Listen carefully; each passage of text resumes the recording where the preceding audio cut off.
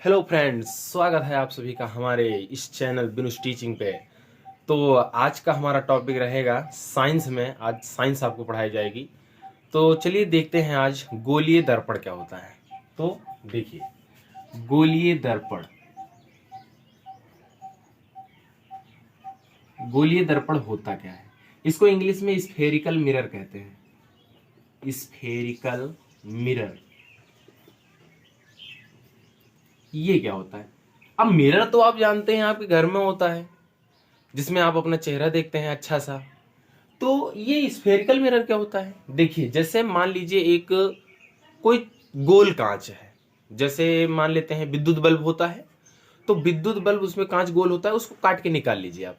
जैसे देखिए, यहाँ पे मान लीजिए ये कांच है, गोल गोल है कांच, एक बॉल जैसा ले लेते हैं और इसको काट डालो ऐसे। अब देखो ये कैसे नजर आएगा, कुछ ऐसे नजर आएगा ना। तो ये क्या है, गोलीय दर्पण है। देखिए अभी गोलीय दर्पण नहीं है, अभी दर्पण नहीं है ये। अब देखो, समझना यहाँ पे ये है कि कुल मिलाकर कांच का कटा हुआ भाग, गोलीय कांच।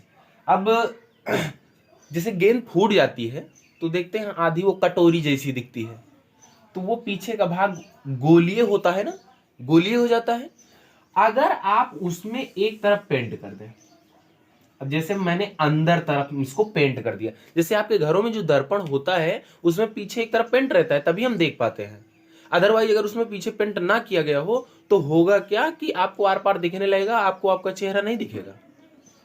तो ये गोलीय कांच को अगर एक तरफ से आप पेंट कर दो, तलई कर दो जिसे कहते हैं, पॉलिश कर दो, तो ये क्या कहलाएगा, ये गोलीय दर्पण कहलाएगा। तो गोलीय दर्पण की परिभाषा ये है कि गोलीय दर्पण कांच का खोखले गोले का एक कटा हुआ भाग होता है। खोखला गोला ले लीजिए, उसको काट डालिए, उसी का भाग होता है। तो ये रहा गोलीय दर्पण। अब जानते हैं कि इनके प्रकार क्या होते हैं। प्रकार देखिए, परिभाषा आप लिख लीजिएगा। मान लीजिए आप वीडियो चलते चलते तो थोड़ा सा उसको स्टॉप करके आवाज को सुन करके आप नोट बना लीजिएगा, उसको लिख लीजिएगा। इनके प्रकार कितने होते हैं, कितने टाइप्स होते हैं। तो गोलीय दर्पण जो है ना, वो दो प्रकार का होता है। नंबर एक, एक होता है अवतल दर्पण। क्या कहते हैं इसे, एक अवतल दर्पण होता है। और दूसरा क्या होता है, उत्तल दर्पण होता है। उत्तल दर्पण, थोड़ी बहुत इंग्लिश इंग्लिश पढ़ लिया करो आप लोग। आज के समय में जानते ही हो इंग्लिश कुछ ज्यादा ही आगे चल रही है। इसको इंग्लिश में कहते हैं कॉनकेव मिरर, कॉनकेव मिरर। और इसको कहते हैं कॉन्वेक्स मिरर, कॉन्वेक्स मिरर। अब कौन सा अवतल होगा कौन सा उत्तल होगा ये हमें समझना है। तो देखो, आप जानते हैं, आप कांच का कटा हुआ भाग ले लीजिए, यहां पे बना देते हैं। कांच का कटा हुआ भाग ले लिया आपने, आप इसके अंदर वाली साइड को पेंट कर दो। जब आपने काटा तो पेंट तो था नहीं, तो अब इसको अंदर वाले को अगर आप पेंट कर देते हो तो अब एक दर्पण बन गया, और इस दर्पण का नाम उत्तल दर्पण होता है। उत्तल दर्पण।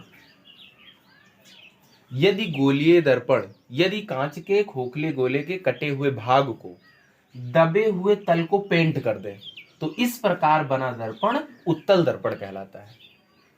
थोड़ा उल्टा कर दो, इस बार उभरा हुआ जो तल है, उभरा हुआ, दबा हुआ नहीं, उभरा हुआ, उसको पेंट कर दो।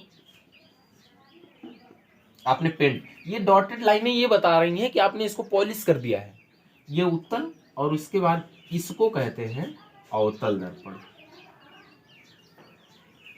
क्या कहते हैं इसे, अवतल दर्पण कहा जाता है। अब इनके अंदर में जो है छोटी छोटी बातों को जानना जरूरी होगा। वक्रता त्रिज्या क्या होती है, वक्रता केंद्र क्या होता है, मुख्य अक्ष क्या होती है। तो चलिए इसके आगे उसको देखते हैं। इसमें आप लोग वीडियो को स्टॉप करके एक बार ना समझ में आए दोबारा देख करके लिख लीजिएगा। अब चलिए आगे देखते हैं। अब जैसे देखो, बात अब हर जगह गोलीय दर्पण होगी। जैसे मैं बोलूंगा गोलीय दर्पण, तो आप लोग ये समझ लेना कि या तो गोलीय दर्पण, या तो किसकी बात हो रही है, उत्तल की हो रही है या तो अवतल की हो रही है। ठीक है, गोलीय दर्पण बोल दिया गया तो उसमें दो आते हैं। अब मान लो एक हम यहां पे दर्पण बना लेते हैं, ठीक। मान लीजिए आपने जो काटा हुआ है भाग, इसके बीचों बीच का बिंदु कहां आएगा, यानी दर्पण के मध्य भाग को, चाहे उत्तल वाला लो चाहे अवतल वाला लो, उसके मध्य भाग को क्या कहते हैं, ध्रुव कहा जाता है। क्या कहते हैं, ध्रुव। इसे इंग्लिश में पोल कहते हैं। समझ में आई कितनी बात। आपने जिस गोले से इसको काटा है, एक गोला होगा उसी से आपने इसको काटा, उसका केंद्र कहां है। मान लो एक अनुमान लगाओ, तो ये ऐसे ऐसे बन करके ऐसे ऐसे आएगा ना, ऐसे होना चाहिए था, ऐसे गोला रहा होगा, तो इसका केंद्र कहीं रहा होगा। मान लीजिए इसका केंद्र यहां है, तो जो खोखले गोले का केंद्र था, वही उसी केंद्र को दर्पण का वक्रता केंद्र कहते हैं। क्या कहते हैं, सेंटर ऑफ कर्वेचर, वक्रता केंद्र। और इसको लिखते किससे हैं, इसे सी से लिखा जाता है, और कहते क्या है, इसे वक्रता केंद्र कहा जाता है। समझ में आ रहा है।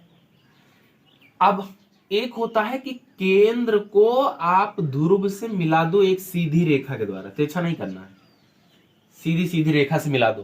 तो ये जो देखिए, अभी ये दर्पण नहीं है, क्योंकि किसी भी तरफ पेंट नहीं किया हुआ है, और जब तक पेंट करेंगे नहीं तब तक दर्पण नहीं कहलाएगा ये। अब मान लो इसके हम पीछे भाग को पेंट कर देते हैं, पीछे वाले भाग को, यानी उभरे वाले भाग को पेंट कर दिया, ये है क्या, अब ये बन गया अवतल, ये अब बना अवतल दर्पण। तो केंद्र से ध्रुव, ध्रुव को पी से लिखा जाता है, इसे इंग्लिश में कहते हैं centre of curvature, centre of curvature. ठीक है। अब इन दोनों को मिलाने वाली रेखा को मुख्य अक्ष कहा जाता है। क्या कहते हैं, मुख्य अक्ष कहते हैं, या इंग्लिश में प्रिंसिपल एक्सिस कहा जाता है, प्रिंसिपल एक्सिस। यहां तक समझ में आया। अब थोड़ा थोड़ा ये समझते हैं कि केंद्र यहां पे है और ध्रुव कहां है, यहां पे है। केंद्र से लेकर के ध्रुव तक के दूरी को वक्रता त्रिज्या कहा जाता है, और इसे कैपिटल आर से लिखते हैं। यह है क्या, यह है वक्रता त्रिज्या। समझ में आई बात इतनी। और इसे कहते हैं radius of curvature, radius of curvature, curvature. ये इतनी सारी बातें बेसिक सी आपको जानना तो एकदम फिक्स ही है, मतलब जरूरी है एकदम कि जानना ही जानना है इसको। अब एक शब्द आता है परावर्तक तल। परावर्तक तल ये होता क्या है, जैसे याद करो पहली वीडियो में हमने आपको बताया था कि मान लो ये एक आपके पास मिरर है, तो इसमें प्रकाश आए और टकरा के लौट जाए, तो परावर्तन कहां से हो रहा है, और इसी क्रिया को क्या कहते हैं, परावर्तन बोला जाता है। कितने भाग से परावर्तन, अगर मान लो प्रकाश यहां गिरा होता तब भी तो परावर्तित हो जाता। तो ये यहां से लेकर के यहां तक का जितना भाग है, मतलब जितने में परावर्तन हो जाएगा उसी को परावर्तक तल कहते हैं, या फिर इसे रिफ्लेक्शन प्लेन बोलेंगे, रिफ्लेक्शन प्लेन। ठीक है, इसको रिफ्लेक्शन प्लेन कहा जाता है। और सुनो, अब मान लीजिए इसी मुख्य अक्ष के समांतर हम एक किरण डालें, ऐसे प्रकाश की किरण ऐसे सीधी सीधी आपतित करवाएं, यहां पे ऐसे आएगी, तो ये जो है, अब आप जानते हैं टकराने के बाद वापस लौटेगी जरूर। तो टकराने के बाद सुनना ध्यान से, मुख्य अक्ष के समांतर, समांतर का मतलब यह है कि एकदम इसी के सीध में लाना है, ऐसा नहीं कि ऐसे तिरछा तिरछा डाल दो, ऐसा नहीं डालना, एकदम सीधा। तो टकराने के बाद मुख्य अक्ष पर, ये मुख्य अक्ष ही तो है, मुख्य अक्ष के जिस बिंदु पर मिलती है उसको मुख्य फोकस कहते हैं। इसे क्या कहते हैं, मुख्य फोकस कहा जाता है। इसे यहां पे लिख देते हैं हम कि एफ क्या है, एफ है मुख्य फोकस, मुख्य फोकस, या फिर इसे प्रिंसिपल एक्सिस कहा जाता है, principal focal focus, principal focus कहते हैं। ठीक है। अब ये आएगा ऐसे टकरा करके चला जाएगा। अब एक बात और ध्यान रखनी है, फोकस से लेकर के ध्रुव तक की दूरी, फोकस से ध्रुव तक के बीच की जो दूरी है इसको क्या कहते हैं, फोकस दूरी कहते हैं। और इसे लिखा किससे जाता है, स्मॉल एफ से लिखा जाता है। क्या कहते हैं इसे, फोकस दूरी। तो स्मॉल एफ क्या है जो प्रदर्शित कर रहा है, ये है फोकस दूरी, फोकस दूरी, या इंग्लिश में इसे कहते हैं focal length, focal length, LENGTH, क्या कहा जाता है, फोकल लेंथ कहा जाता है। ये बेसिक सी बात आज की वीडियो में आप जाने। अब जो है इसमें, अब जैसे किरण आएगी टकरा कर कहां जाएगी, मान लो नीचे से किरण डाल दी जाए तो कहां जाएगी, केंद्र से डाल दी जाए, मतलब किरणों के गुण को पढ़ना होगा कि कहां से कहां आपतित करवाएंगे तो कहां को जाएगी।